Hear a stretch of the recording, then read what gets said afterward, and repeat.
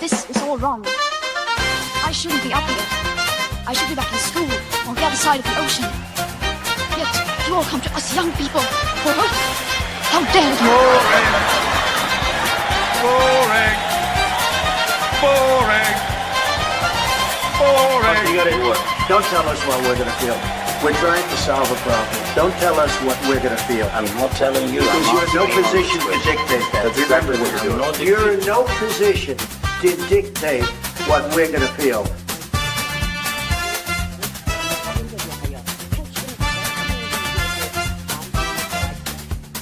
I call again for immediate ceasefire in Gaza, the return of the sausages, the hostages.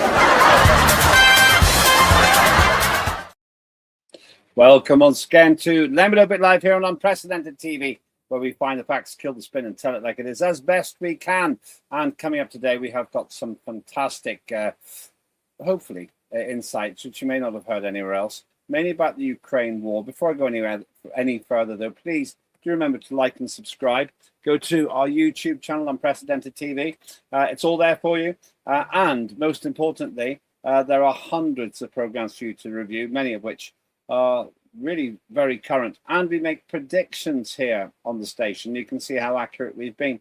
I like to say we've been pretty accurate so far. That's a bit hubristic, but it's also true. And please follow me at Lembit Öpik on the wonderful X platform, something that I don't want to ban, but Keir Starmer does want to ban because apparently it offends him one way or another. He thinks that you're too stupid to work out fact from fiction. Anyway, let's try and separate the fact from fiction about Ukraine. Where's it gone from the mainstream media? Perhaps it's gone into the naughty corner because Volodymyr Zelensky has been losing. I've been saying that for over a year.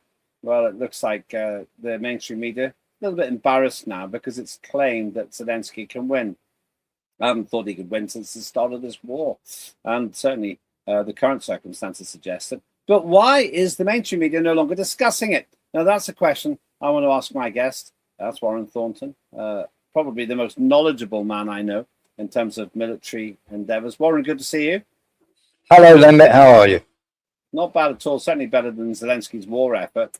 Big question. Why has it all gone quiet, or comparatively quiet, in the reportage of the war? We get told almost every day that one or two civilians have been killed, which of course is tragic for the civilians, non-combatants and everything. But why isn't there that much coverage anymore? There's not much coverage anymore because all the rhetoric and the nonsense has been coming out. I mean, Ukraine are losing and losing badly. Kiev is at the moment, as we speak, getting an absolute pasting. Literally, the Russians are basically allowed to hit almost any city they like because, of course, the Ukrainians are saying that they're taking down missiles and everything else, but they're not. People are fleeing the cities because there is no electric, because, of course, the railway infrastructure is getting destroyed as well.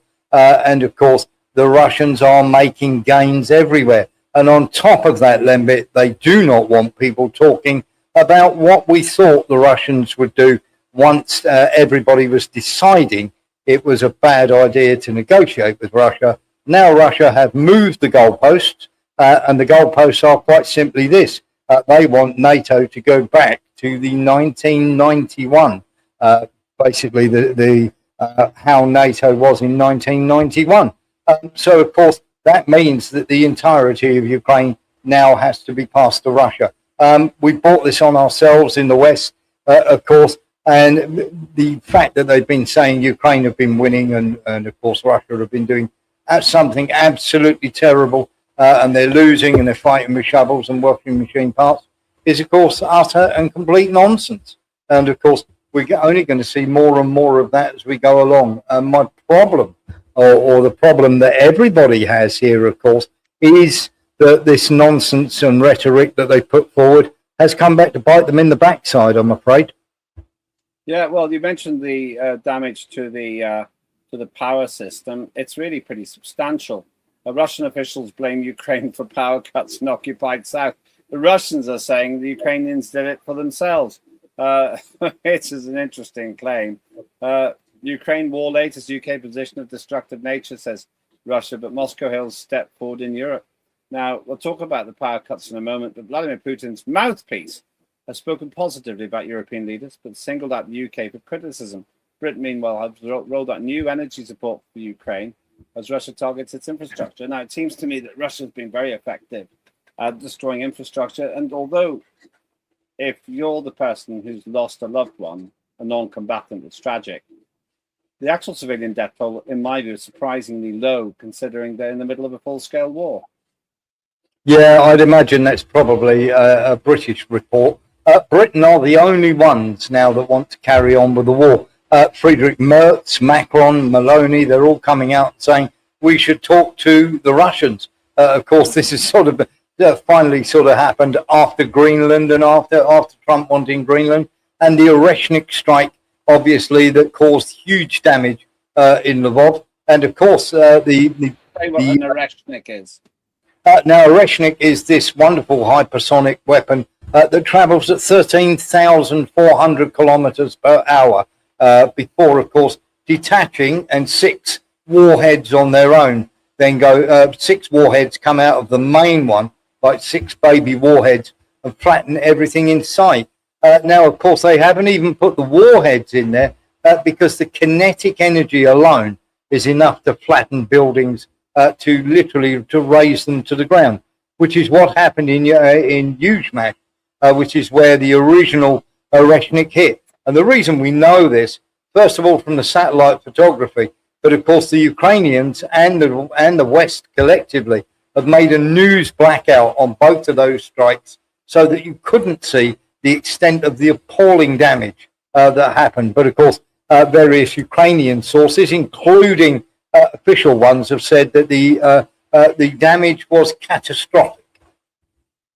Yeah, well, here's I think some of the kind of damage that has been done. I'm not sure if it's by an Oreshnik or something else, but there's no doubt that there's a huge and relentless pummeling of Ukraine by Russia, and it doesn't seem to me there's anything much that the Ukrainians can do about it.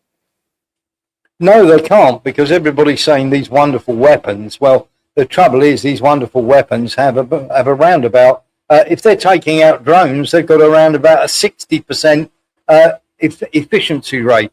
When it comes to taking out hypersonic missiles, I think they've taken out 1 in the whole course of the war. And the problem is, and that was because that one was malfunctioning. They've got nothing to stop the Oreshnik. They've got nothing to stop a Kinzhal. And the new improved Iskander missiles, which are also hypersonic, now have avoidance as well. And their drones as well now have avoidance detectors on there as well. And they also, on some of the latest drones, have the ability to attack anything coming towards them. Well, it does seem to me that this has turned into a testing ground for new equipment for the Russians, and it's just pummeling the diminishing resources, sadly human as well as armaments of the Ukrainians. But still, it all grinds on. Just a word now. You said that a lot of I've been mentioning a lot of the power has been cut in places. Yes. in Ukraine. 2 killed in mass Russian drone attack on Ukraine, Zelensky says. They're moaning about massive attacks, which are also creating these power cuts. What is the Russian strategy at the moment? Are they actively just trying to kill the energy in Ukraine? Well, not only are they hitting the energy sector, they're hitting the railways, of course, because that is the only source, or what they considered safe source, Ukraine considered for moving, and the West considered for moving equipment around. Anything that has turned up on the roads in Ukraine has been taken care of very, very swiftly indeed, and not just, shall we say, close to the front. We're talking about strikes in Lvov, strikes very close to the Polish border, but not over the Polish border, I will also stress. And of course, some of the strikes have been absolutely incredible in terms of their pinpoint accuracy. You have to remember that the Russians are launching over 1,000 drones a day. And of course, 2 killed in a mass Russian drone attack. You are going to get casualties, I'm afraid. We still don't know. They'll try and say, of course, that they were civilians, and they might well have been, but they might well have been military as well. But Russia tried to avoid civilian casualties when they can. The same can't be said of the Ukrainians. Yeah, well, here's another story. 2 killed, dozens wounded in Lodz. Russian drone attack across Ukraine. More than 200,000 people in the Russian-occupied part of Zaporizhzhia are without power after Ukrainian strike. So apparently, there's also attacks against the Russian-occupied part of Ukraine, which is odd, really. Basically means Ukrainians are bombing their own country, which is odd. It does seem to be rather. Go on. You're absolutely right, Lembit. It is a very, very strange one, but they don't mind. For them, the Ukrainians are fighting. They're not fighting a war that they can win. They're fighting a dirty war. They always have been ever since we've been helping them. By we, I mean Britain. The USA, of course, know exactly where these missiles are going as well because of the telemetry that's needed to be able to guide these missiles to the place they're going to. So everybody knows full well where the rockets come from, and of course these missiles, when they do make impact or whatever, they started going for civilian areas because, of course, the Russian air defenses have been so good at knocking their missiles out of the air and their drones out of the air that very few of them actually get through to military targets. And just let's get back to that. Thank you, that article. So, as I understand it, Ukraine is now bombing. I want to really dwell on this for a moment. They're bombing their own country, and presumably these 200,000 people are basically people who were living in Ukraine before the occupation. Yes, absolutely. I mean, the same's happening in Mariupol over the weekend, Lembit. Mariupol, of course, this place where there was a massive battle right at the very start of the conflict. And of course, the Russians have taken that and moved well beyond it. And as they went well beyond it, the Russians started rebuilding Mariupol. Looks absolutely beautiful now compared to the bomb site, sort of Hiroshima ruin that it was. And of course, they've gone and bombed not only the power station there, but some of the some of the buildings there as well, which seems an absolutely crazy thing to do. And there are Ukrainians living in there, but the Ukrainians don't see those that want to be with Russia or be on the Russian side because they are Russian speaking. They don't see them. They see them as some sort of subhuman. So they don't really count as far as they're concerned. So it's just a big mess. This whole thing seems to be. That's just. I suppose the way I look at it is, we've got this surreal world now where Ukraine's bombing its own people in an attempt to liberate them. Yeah, it is an absolutely crazy thing. As I say, they're not fighting a war that they can win here. What they're fighting is a PR war. So what they'll do is they'll bomb somewhere, they'll do this, do that, and then they will go, oh, but the Russians have done this. And of course, hoping that you'll not take any notice of the fact that they killed over 20,000 civilians in the Donbass alone since the start of the war. It's a desperate situation. Stay with us. That is Thornton. We'll go back to him in a minute.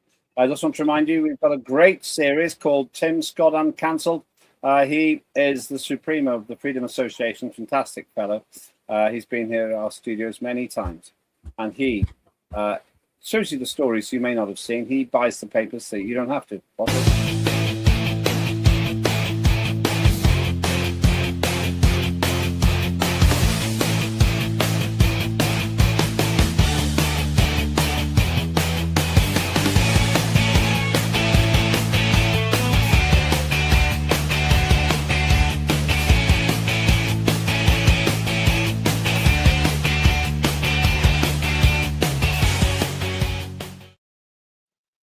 That is Tim Scott Uncancelled.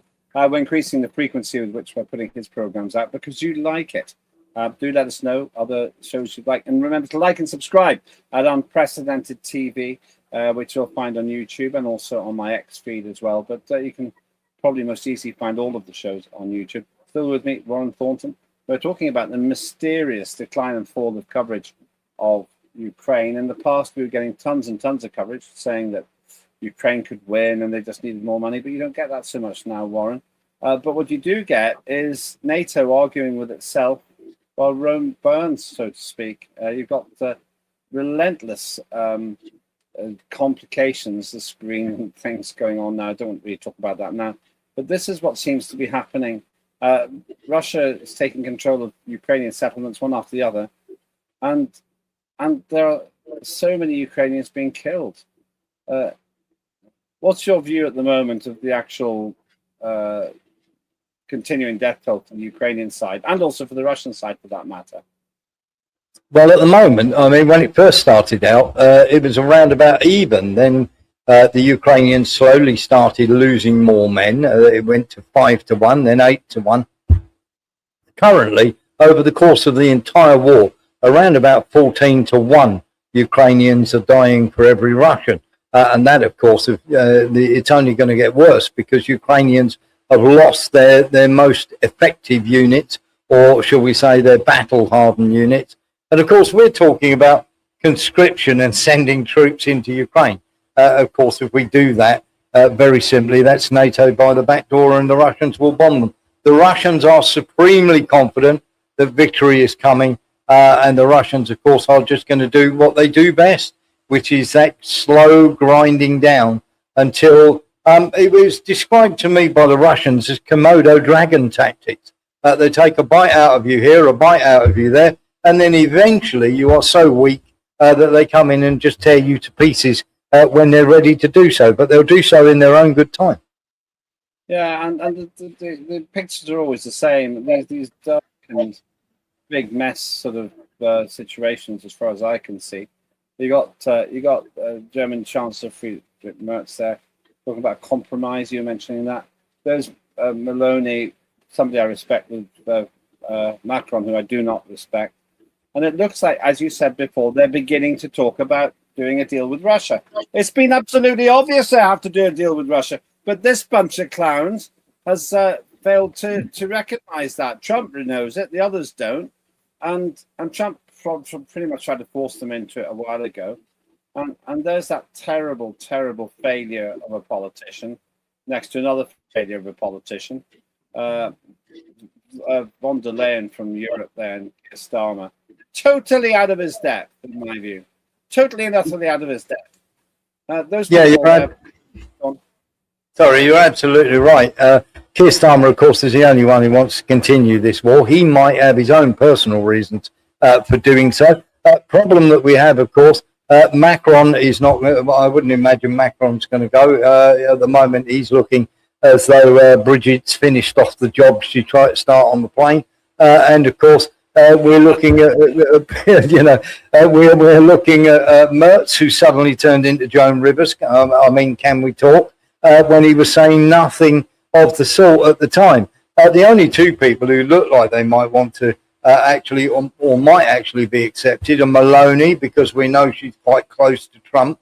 Meloni might get the job, but the obvious candidate is not the one they're putting forward, which is Alexander Stubb, who has been nothing but vehemently vocal and anti-Russia, so he won't be accepted by them whatsoever. The obvious choice to go and speak to the Russians would be Viktor Orban.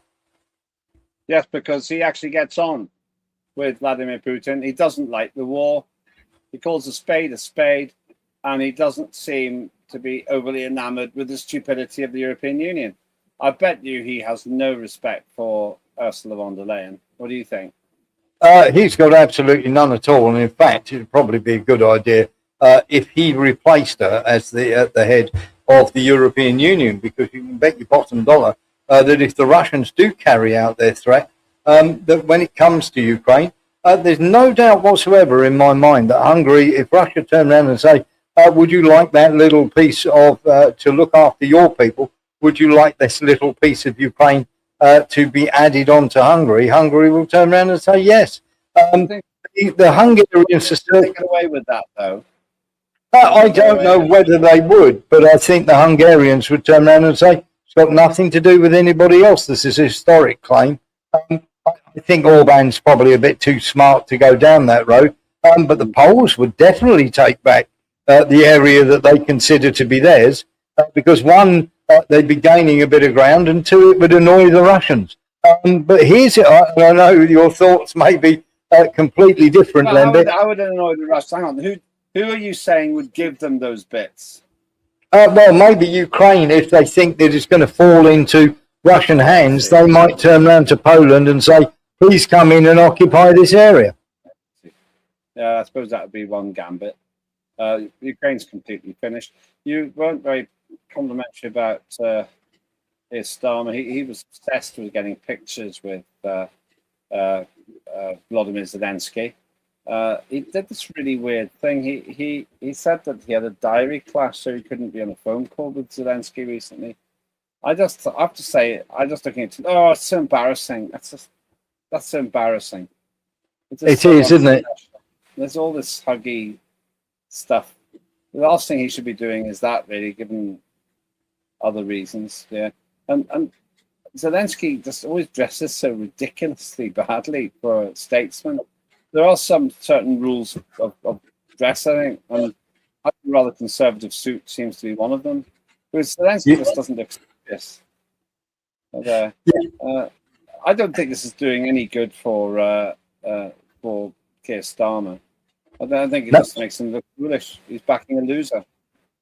I think you're absolutely right. I mean, first of all, he's dressed like an undertaker or somebody at a great, at a gothic pop concert. But here's the problem that we also have. Lembit, even the cat's a good judge of character. Every time Zelensky turns up, you see the cat coming out the front door. It is bizarre. It is bizarre that Starmer, of course, has his own problems where we've got, de-notices, and it's all gone very hush-hush about how the Ukrainian male models, I should say, knew where Starmer lived and where his former addresses were and what car he formerly drove. And of course, there's plenty of those to be handed out. And of course, Starmer himself had a meltdown about X with Grok. Of course, he turned around and said that it was all sorts of children's images and everything else. But the crazy thing is, Starmer had a massive meltdown about that, but didn't seem too worried about the children's rights when it came to having an inquiry into the grooming gang. So he looks more and more stupid with every passing day. And of course, it's only going to get worse, Lembit. Yeah, he just doesn't look credible. It's just, there's nothing about him which is in any way attractive, to be honest with you. And there's other people snapping at his heels for the job. So putting all that together then, Warren, where do we stand? What's going to happen in Ukraine? The killing fields will continue, I suppose? Okay, so by August of 2026, Ukraine will not be in a position to properly defend itself anymore. Therefore, it will have to give all the land up all the way to the Dnieper River, which includes Zaporizhia, Dnipro, and then they're probably, by then, they're only able to defend Kiev and areas west of that.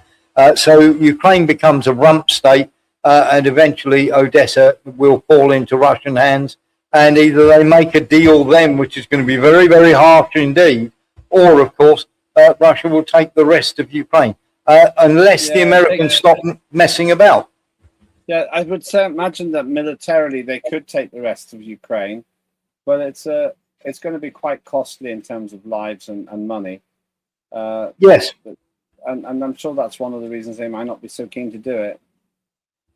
Yeah, I think that with the current way that Europe have been behaving, and of course the way that the Ukrainian regime have been behaving, let's not forget there are three main things here. No Ukraine in NATO. Well, if they own all of Ukraine, that's a moot point. Denazification of Ukraine, they could get on with that. And the demilitarization of Ukraine, well, if they occupy it, they can say what weapons go in it. So they might take all of Ukraine just to use it as a buffer zone, Lembit.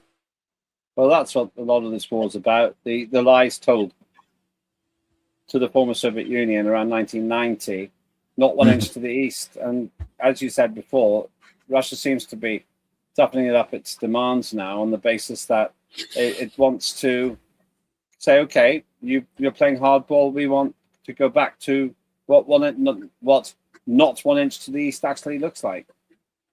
Yeah, absolutely that. And the thing is, they know full well that the West will reject that. But you have to remember that Russia have had peace deal after peace deal, so-called peace deal, thrust under their noses, where there's been they want a ceasefire so that they can rebuild the weapons in Ukraine, or they can do this, that, and the other. And the Russians have said, no, you haven't been listening to anything we've said over the last 2.5 years. Our position has been utterly consistent. Three main things: no Ukraine in NATO, denazification, demilitarization.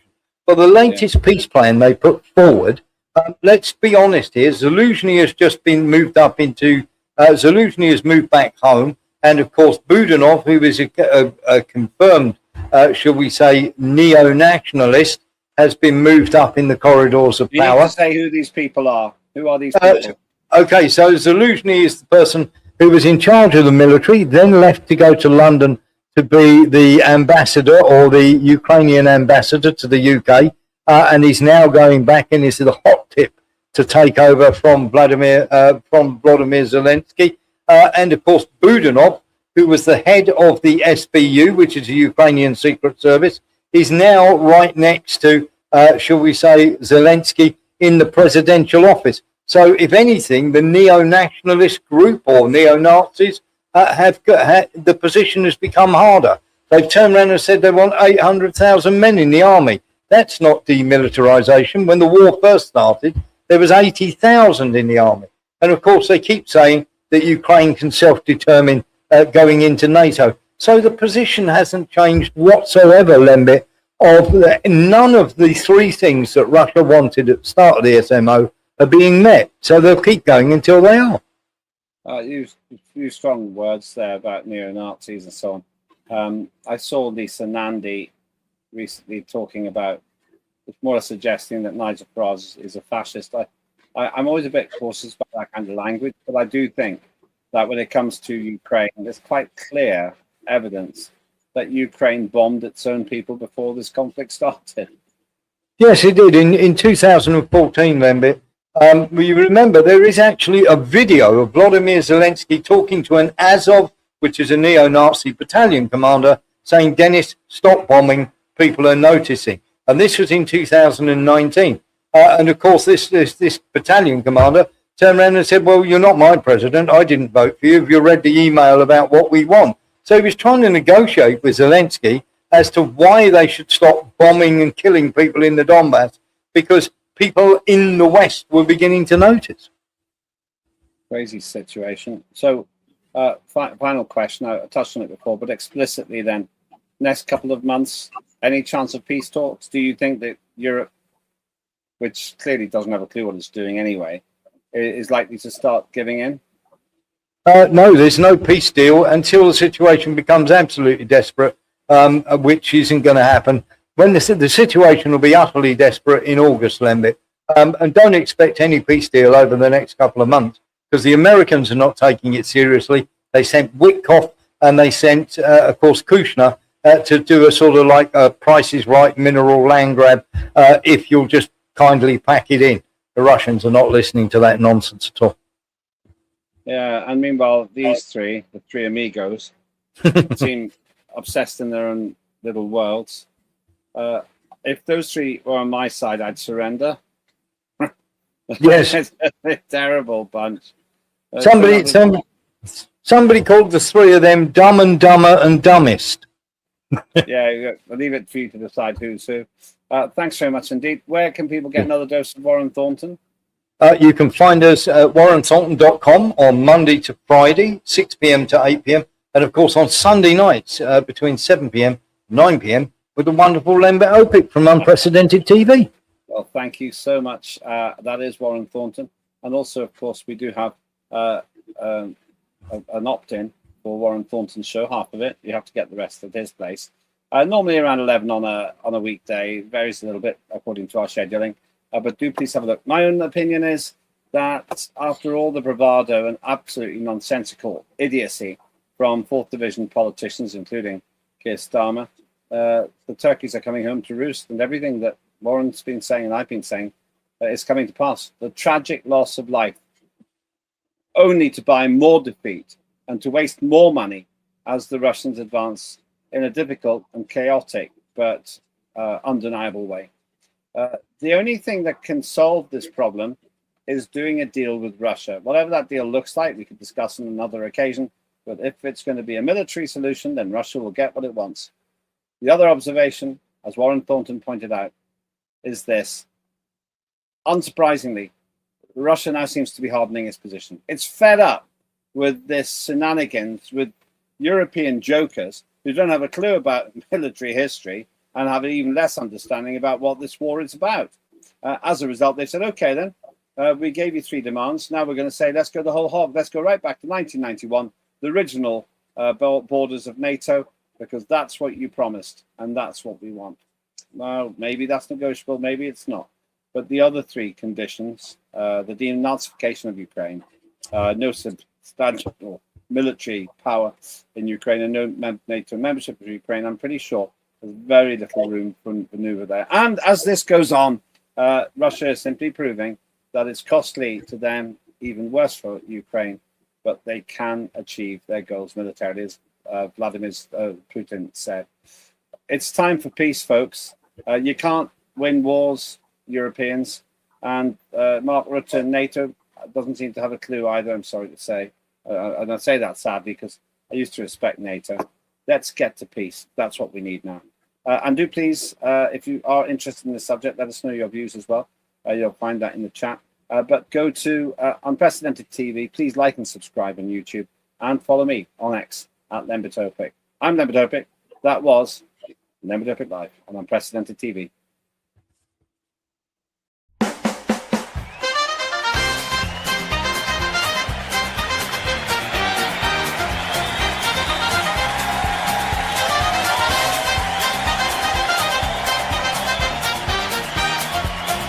Immediate ceasefire in Gaza, the return of the sausages.